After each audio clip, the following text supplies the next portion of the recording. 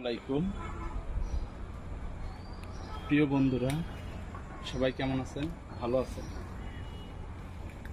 মানুষের শরীরের ক্ষত দেখা যায়, বুকের ক্ষত কেউ দেখতে পারে না। মানুষের কষ্টে অর্জিত ভালোবাসা তাহার মূল্য যে দিতে পারে না, সে ভালোবাসার যোগ্য না। ভালোবাসা পেতে হলে শুধু ভালোবাসাই পাওয়া যায় না, সাথে অনেক ত্যাগ স্বীকার করতে হয়, অনেক পরিশ্রম করতে হয়, অনেক কিছু ছাড়তে হয়।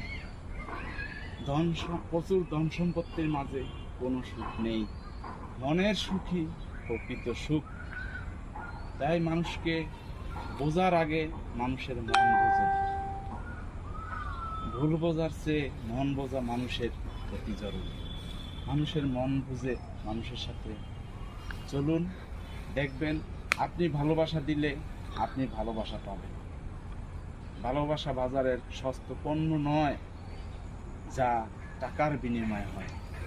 ভালোবাসা মানুষের ভালোবাসা দিয়েই ক্রয় করতে হয়, যেটা সব মানুষ বোঝেও না, ক্রয় করে নিতেও পারে না। সবাই ভালো থাকবেন। আসসালামু আলাইকুম।